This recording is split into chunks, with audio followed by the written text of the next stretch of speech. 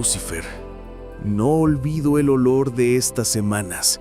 Madera mojada y estiércol de 150,000 animales y el pánico concentrado de Noé y su familia.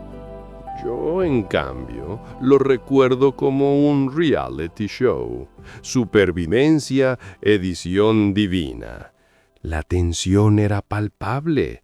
¿Logrará Noé que los 2 hipopótamos no se coman todas las provisiones?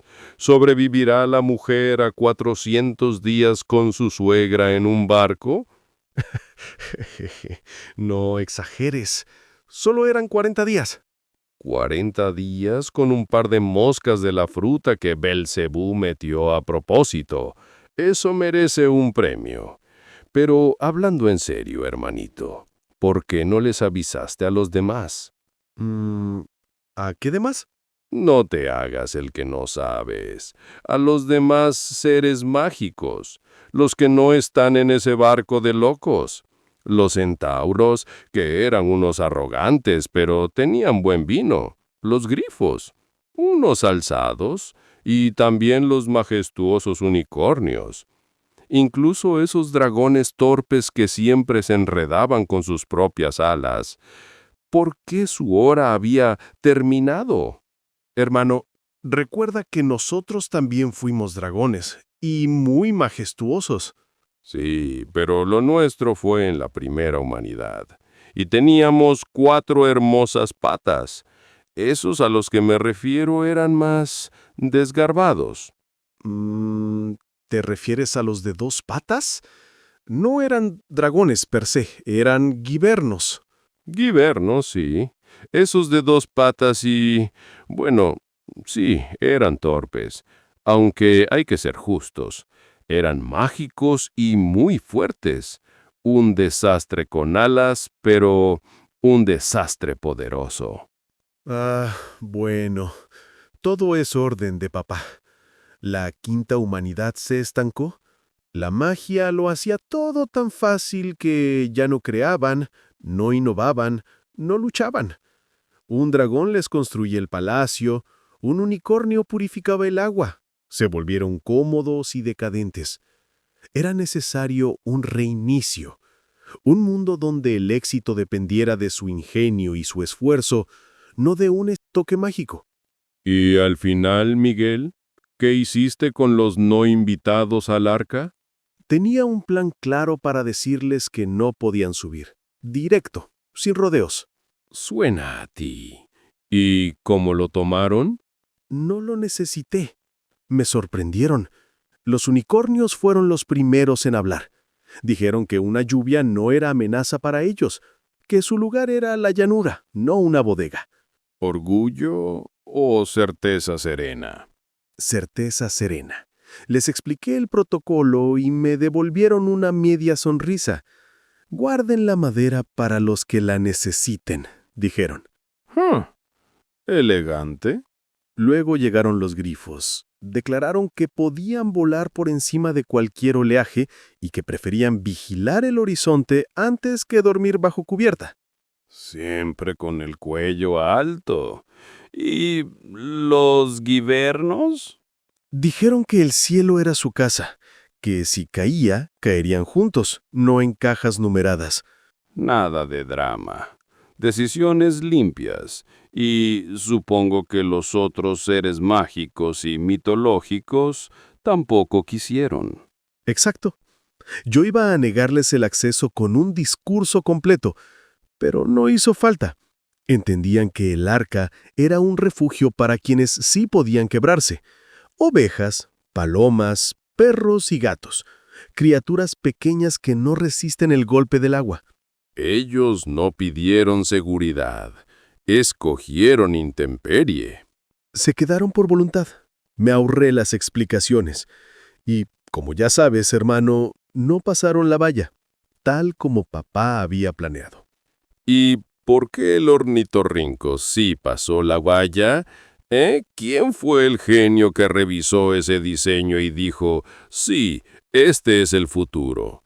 Parece un proyecto de carpintería fallido. Tiene pico de pato, cola de castor y pone huevos. Es un chiste. Eso siempre te molesta. Mira, a Gabriel le pareció encantadoramente incongruente. Dijo que era un recordatorio de que la creación no debe tomarse demasiado en serio. Y a papá le hizo gracia. Claro, a él le hace gracia todo. Creó la risa. Pero ese bicho es la prueba viviente de que hasta nosotros tenemos días malos. Hablando de diseños, ¿y el sistema respiratorio y alimenticio compartiendo tubería? ¿En serio? ¿Quién aprobó ese plano? Es una trampa mortal. Los humanos se mueren por una uva o aceituna mal pasada. ¿Recuerdas la gran actualización de los homínidos hace unos millones de años?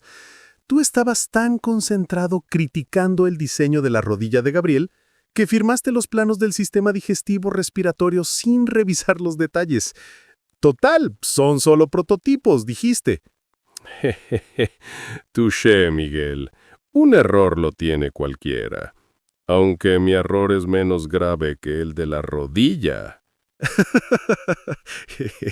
Siempre sacas eso a colación. Bueno, volviendo al arca. La familia de Noé nos veía navegar con ellos y se preguntaban en voz baja, ¿y esos dos quiénes son? ¿Los contrató Dios para supervisar? ¿O qué? Si supieran, el jefe de proyectos y el auditor de calidad, haciendo guardia de turno. La verdad, fue un reinicio necesario. La sexta humanidad, aunque empezó mal, robándose el crédito de las megaestructuras de la quinta y cuarta humanidad. Ah, sí. Eso sí me dolió. Ver a los nuevos humanos llegar a las pirámides y decir, esto es nuestro, esto lo construimos nosotros.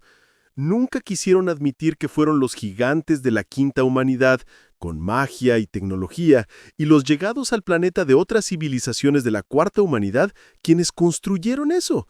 Ellos solo encontraron las ruinas y se adjudicaron el mérito. Por el ego. Empezaron con una mentira histórica. Pero hay que darles crédito.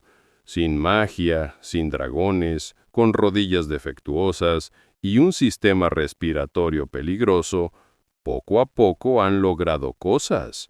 Por ejemplo, inventaron el Internet y luego usaron el Wi-Fi para chismosear más rápido. No está mal para un humano beta. Tienes razón. El reinicio fue duro, pero les dio una oportunidad de mejorar, de encontrar su propia fuerza. Aunque a veces, debo admitir, extraño el cantar de los dragones. Yo extraño el vino de los centauros. Eso sí era un buen licor. En fin, creo que mi trabajo aquí está terminando. El diluvio se está calmando. Voy a ir a tentar a Noé para que plante uvas en lugar de trigo. Algo me dice que su primer vino post-diluvio será histórico. Y yo debo ir a inspirar a su hijo para que anote todo esto correctamente. Algo me dice que la historia va a ser recortada antes de ser publicada. Como siempre, hermanito. Tú iluminas la verdad y yo me divierto con las sombras que proyecta. Pero eso sí, por separado somos caos y orden, pero juntos somos dinamita. No le digas a papá que dije eso. Tu secreto está seguro conmigo. Cuídate, Lucifer. Nos vemos en el próximo Apocalipsis, Miguel.